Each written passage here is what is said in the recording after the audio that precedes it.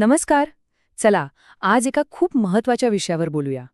जगात अणुबॉम्ब येऊन 80 वर्ष झाली, पण आजही त्याची चर्चा थांबलेली नाही. उलट ती वाढतच चाललीय. म्हणूनच आज आपण कोणत्याही अफवांवर नाही, तर थेट आकडेवारी आणि तथ्यांच्या आधारे हा गंभीर विषय समजून घेऊया. तर मग सुरुवात करूया एका अगदी मूलभूत प्रश्नानं. आज आपल्या जगात एकूण किती अणुवस्त्र आहेत? या एकाच प्रश्नाच्या उत्तरात या समस्येची व्याप्ती दडलेली आहे. 2025च्या सुरुवातीच्या अंदाजानुसार आपल्या पृथ्वीवर जवळपास 12,241 अणुबॉम्ब आहेत. हा आकडाच किती धक्कादायक आहे नाही का? आता गंमत बघा.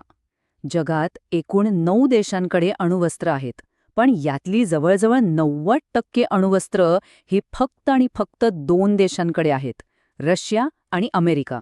एक गोष्ट इथेच स्पष्ट करणं खूप गरजेचं आहे. आपण इथे बोलतोय ते लष्करी अणुबॉम्बाबद्दल, अणुऊर्जेबद्दल नाही. फ्रान्स किंवा दक्षिण कोरियासारखे देश जी अणुऊर्जा वीज बनवण्यासाठी वापरतात, त्याचा आणि या आकडेवारीचा काहीही संबंध नाही. पण प्रश्न हा आहे की आपण ह्या 12,000पेक्षा जास्त अणुबॉम्बच्या धोकादायक परिस्थितीत पोहोचलो तरी कसे? ह्या सगळ्याची सुरुवात झाली होती एका वैज्ञानिक शोधाने, ज्याने जगाचा चेहराच बदलून टाकला. विचार करा, अणुबॉम्ब तयार होण्याच्या कित्येक तरी वर्षांपूर्वीच विन्स्टन चर्चिलसारख्या नेत्यांना अणुमध्ये दडलेल्या या प्रचंड विनाशकारी शक्तीची कल्पना आली होती. आणि मग बघा, सगळं किती वेगाने घडलं.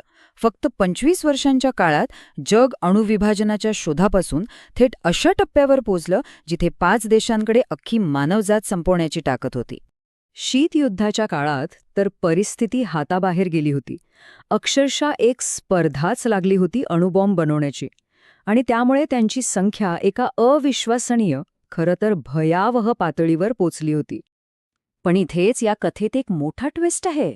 शीतयुद्ध संपलं आणि जगातल्या अणुबॉम्बच्या संख्येत प्रचंड घट झाली.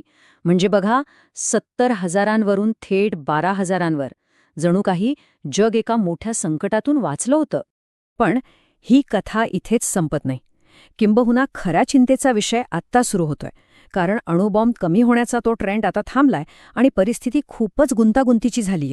तर आजच्या घडीला हे ते 9 देश आहेत ज्यांच्याकडे अणुवस्त्र आहेत. आणि ही आकडेवारी फेडरेशन ऑफ अमेरिकन सायंटिस्ट्स या संस्थेकडून आलेली आहे. म्हणजे ही अगदी ताजी आणि विश्वासार्ह माहिती आहे. आता फक्त हा एकूण आकडा बघून चालणार नाही, कारण या आकड्यांमागे एक वेगळीच आणि खूप चिंताजनक गोष्ट दडलेली आहे, जी आपल्याला समजून घ्यावी लागेल.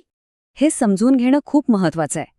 बघा, एकीकडे शीतयुद्धातले जुने भंगारात पडलेले अणुबॉम्ब नष्ट केले जात आहेत, त्यामुळे एकूण आकडा कमी होताना दिसतोय. पण दुसरीकडे जे वापरण्यायोग्य नवीन आणि जास्त धोकादायक अणुबॉम्ब आहेत, त्यांची संख्या अनेक दशकानंतर पहिल्यांदाच वाढतीये. आणि हीच खरी धोक्याची घंटा आहे.